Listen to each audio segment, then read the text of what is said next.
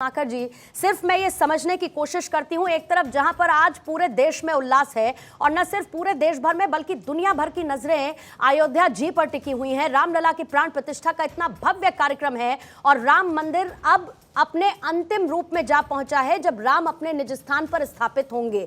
मुझे ये बताइए कि इसमें पॉलिटिक्स का स्कोप कांग्रेस को आखिर कब तक मिलता रहेगा?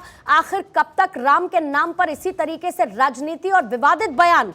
कांग्रेस संतुष्ट कहां होगी और कहां पर आकर रुकेगी कि ऐसी बयानबाजी से बच सके? सर, कोई बात नहीं होगी। देखिए पूर्णिमा जी, प्रभु श्री राम जो है प्रेम, आस्था और विश्वास का प्रतीक हैं। वह कोई राजनीति करने के लिए प्रभु को कोई इस्तेमाल अगर कर रहा है तो वह इस समय सिर्फ भारतीय जनता पार्टी कर रही है। आधा बना हुआ मंदिर और रामनवमी के पहले जो है ये उद्घाटन करने की जो तारीख घोषित कर दी गई, इसका कारण क्या है? इसका कारण यही है कि 2024 में चुनाव के पहले ये राम मंदिर बनने का श्रेय लेकर के और वोट हासिल कर, और भारतीय जनता पार्टी पिछले चुनाव, विधानसभा जो चुनाव हुआ था मध्य प्रदेश में, उसमें भी होर्डिंग्स लगाकर उन्होंने बाकायदे नारे लिखे थे कि राम मंदिर की हो रहा है तैयार और अब की बार बीजेपी सरकार।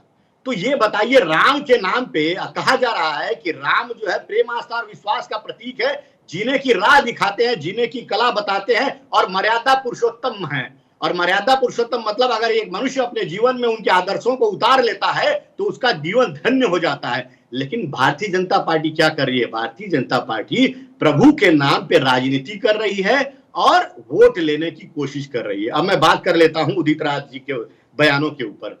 देखिए पूर्णिमा जी, मैं बहुत स्पष्ट तौर से कहना चाहूंगा कि आज जितनी भी दलित, वंचित, शोषित वर्ग के ऊपर सबसे ज्यादा अगर अत्याचार कहीं हो रहा है तो भारतीय जनता पार्टी के शासित राज्यों में हो रहा है। और ये मेरा वक्तव्य नहीं है, ये एनसीआरबी का आंकड़ा उठाकर देख लीजिए, मध्य प्रदेश इसमें अव्वल नंबर पे है। और आपको मैं एक किस्सा भी याद दिला देता हूं।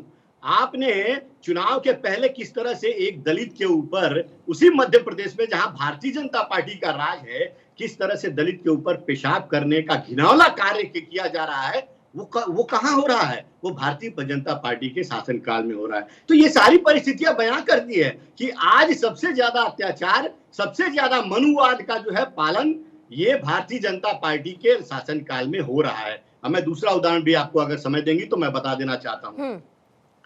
पूर्णिमा जी देखिए, भारतीय जनता पार्टी के सबसे लाडले प्रधानमंत्री मोदी जी के सबसे लाडले हेमंत बिस्वा शर्मा जी एक ट्वीट किए थे कुछ दिन पहले, और जब वो हल्ला हुआ तो वो ट्वीट भी डिलीट कर दिया उन्होंने। उनकी मानसिकता ये दर्शाती है कि किस तरह से भारतीय जनता पार्टी। मैं आपको एक बात कहती हूँ रत्नाकर जी, आपने हेमंत बिस्वा का जिक्र किया, उनके ट्वीट का जिक्र किया, उन्होंने उसको लेकर क्लैरिफिकेशन देते हुए उस ट्वीट को डिलीट किया। अग्री करते हैं आप इस बात से? नहीं करते हैं? मनुवाद की वापसी हो रही है ये उदित राज कहते हैं, लेकिन आप इस बयान को डिफेंड करते हुए नजर आते हैं। जरा अंतर समझिएगा सर। हेमंत बिस्वा शर्मा उस ट्वीट को डिलीट करते हैं और आप उदित राज के स्टेटमेंट को डिफेंड करते हुए नजर आते हैं। आपने जो सवाल पूछे शिवम त्यागी से मैं उसका जवाब लूंगी, लेकिन जरा मुझे आप ये बताइए कि कांग्रेस पार्टी को मुख्य समस्या किस बात से है? मुख्य समस्या कांग्रेस पार्टी को इस बात से है कि 2024 का चुनाव सर पर है, राम का मुद्दा आपके हाथ से खिसकता हुआ नजर आता है, बीजेपी इसका ज्यादा क्रेडिट लेने की कोशिश कर रही है, राम मंदिर का निर्माण हो रहा है, इससे ज्यादा समस्या है, या फिर आपको यह लगता है कि कहीं ना कहीं आप पिछड़ चुके हैं पूरी तरीके से और आपके पास इसका कोई तोड़ है नहीं?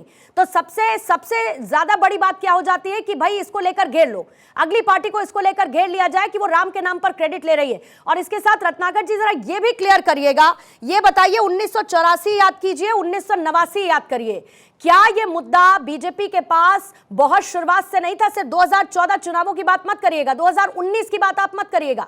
इसको लेकर क्या 1984 और 89 से ही बीजेपी तैयार नहीं थी कि राम मंदिर का निर्माण हम कराएंगे? तो वो उन्होंने कराया कहां पूर्णिमा जी? कराते तब तो उन्होंने कोई अध्यादेश लाते, कोई कानून लाते, कुछ लाते, तब तो मान हम लोग सरे दे भी देते, बिना पूछे दे देते। लेकिन ये सवाल तो आप ऐसे पूछ रहे जैसे कि उन्होंने कोई नया कानून लाया। रत्नाकर जी को जवाब दीजिए। मैं जवाब दे देता हूं।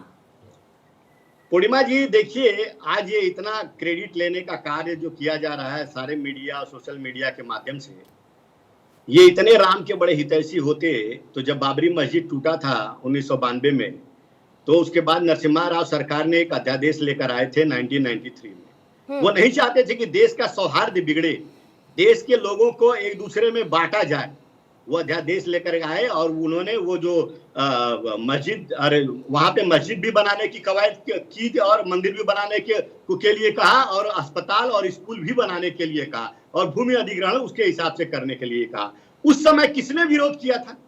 उस समय विरोध यही भारतीय जनता पार्टी ने किया था। तो अगर इनकी मंशा होती कि राम के प्रति अगर इनकी आस्था होती तो उसी समय वो अध्यादेश जो है पारित करवाने में सहयोग किए होते और राम का भव्य मंदिर बन गया होता। लेकिन इनकी मंशा ये नहीं थी। ये क्यों नहीं मंशा थी? क्योंकि एक बड़ा मुद्दा जो है उनके हाथ से निकल जाएगा। और ये क्या बात कर रहे हैं? राजीव गांधी ने ताला खुलवाया, हमारे ऊपर आरोप लगा रहे हैं कि हम विरोध कर रहे हैं। हम कब क्यों विरोध करेंगे? भाई राम तो हमारे ऑर्डर से हुआ था। राजीव आज गांधी ने जब राम मंदिर का निर्माण हो रहा है तो सुप्रीम कोर्ट का ऑर्डर आया, उसके बाद निर्माण कार्य में तेजी आई। सुप्रीम कोर्ट ने कहा कि भाई आप ट्रस्ट गठित करिए जिसकी देखरेख में मंदिर का निर्माण होगा। जब आप राजीव गांधी का जिक्र कर रहे हैं तो भाई अयोध्या से ही तो उन्होंने अपने चुनाव प्रचार की शुरुआत की थी, नहीं की थी सर? तो बताइए जरा मुझे, आपके लिए वो राजनीतिक मुद्दा आपके लिए भी था क्या, बीजेपी के लिए भी था क्या? और आज आपको लगता है कि उस तराजू के पलड़े में आप लोग नीचे चले जा रहे हैं और इसीलिए इसको लेकर सर, राम को लेकर राम कल्पना है, ये किसने कहा? आपको तो राम के अस्तित्व पर सवाल रहा है हमेशा से। पूर्णिमा जी देखिए, हमारे लिए मुद्दा देश की जनता है और देश की जनता का कल्याण करना, उनके जीवन स्तर को सुधारना, देश को आगे बढ़ाना है। इसलिए हमने अपने शासनकाल में, जो 65 साल का शासनकाल था, उसमें हमने IIT, IIMs, एम्स, इसरो, नहीं रत्नाकर जी, फिर ऐसे मत बोलिए ना, फिर मुझे पूरा लंबा चौड़ा ब्यौरा निकालना पड़ेगा कि 2014 के बाद से क्या क्या बनवाया सरकार ने। बड़ा उसमें समय ज्यादा चला जाएगा। शिवम त्यागी जी, मुख्य सवाल पर आती हूं और रत्नाकर जी की तरफ से जो कुछ भी कहा गया सबसे पहले उस बात का काउंटर करिए। वो ये कह रहे हैं कि आप लोग राम के नाम पर पूरा क्रेडिट लेना चाहते हैं क्योंकि आप ये चाहते हैं कि आपका वोटर इंटैक्ट रहे और यही एक वजह है कि आपने राम को भी एक राजनीतिक मुद्दा बना दिया, एक राजनीति का नाम बनाकर छोड़ दिया है। देखिए पूर्णिमा जी, मैंने ना बड़ी शालीनता से अप्रॉक्सीमेटली 12-13 मिनट सुना कांग्रेस के प्रवक्ता को, और सिर्फ इसीलिए सुना बिकॉज मैं चाहता था कि मेरे टाइम में भी इस तरीके से शांति बनी रहे, जिसकी मुझे उम्मीद कम है क्योंकि राहुल लाल जी जो आपके बराबर में बैठे हैं वो कितनी देर चुप रह पाएंगे भारतीय जनता पार्टी के बोलने पर, ये एक विषय अलग है। लेकिन मैं शुरुआत करता हूँ। मैं सबसे पहले एक चीज़ कहना चाहता हूँ, यहाँ क्रेडिट का कोई विषय नहीं है, ठीक है? और मुझे लगता है इस देश की जनता 140 करोड़ लोग इतना जानते और समझते हैं कि किसने मंदिर के लिए क्या किया, आज बताने की आवश्यकता नहीं है। ये हमारी सांस्कृतिक आज़ादी की लड़ाई थी। 90 के दौर में इस देश में मर्यादा पुरुषोत्तम भगवान श्री राम के मंदिर का नाम लेने को कोई तैयार नहीं था। 90 से 2014 के बीच की जो इस देश की राजनीति रही है, उस राजनीति में इस देश में सिर्फ श्री राम और राम मंदिर के लिए लोगों ने गालियां ही दी हैं, चाहे वो कांग्रेस, और आज भी देख लीजिए, चाहे वो आरजेडी के बाहर लगा हुआ पोस्टर हो, चाहे वो बयान हो आपका कांग्रेस का, चाहे तमाम ऐसे नेताओं के बयान है। ये बयान कोई बहुत ही एट रैंडम एकदम से नहीं आ रहे हैं। ये फ्रस्ट्रेशन है जिन लोगों ने मर्यादा पुरुषोत्तम भगवान श्री राम को सालों साल गाली दी हो, जिनकी जो राजनीति है उसका आधार ही राम विरोध रहा हो, उनके सामने अगर आज राम मंदिर बनेगा तो वो बर्दाश्त कैसे करेंगे? ये सब वही फ्रस्ट्रेशन है। उदित राज ने कहा कि भाई फिर से आप उसी युग में लेकर जाना चाहते हैं, मनुस्मृति में जाना चाहते हैं। मनुस्मृति, जिस मर्यादा पुरुषोत्तम भगवान श्री राम ने अपनी धर्मपत्नी के प्रेम में समुंदर पार जाकर युद्ध लड़ा और उनको लेकर आए, आप उसको मनुवाद बताते हैं? जिसने शबरी के बेर खाए आप उसको मनुवाद बताते हैं? कमाल बात है। जिसने केवट को गले लगाया आप उसे मनुवाद बताते हैं? मुझे लगता है न्यायप्रिय व्यवस्था में राजा राम से बड़े कोई राजा हुए ही नहीं है। रामराज किसे कहते थे? अपने आप को तो मानिए कम से कम, और भी कुछ नहीं तो महात्मा गांधी को तो पढ़िए। लेकिन सिर्फ इतना सा है कि एक जो हिंदू विरोध, जो राम विरोध कांग्रेस के डीएनए में है, वो निकल कर बाहर आ रहा है। कुछ बोल नहीं सकते, मजबूरी है।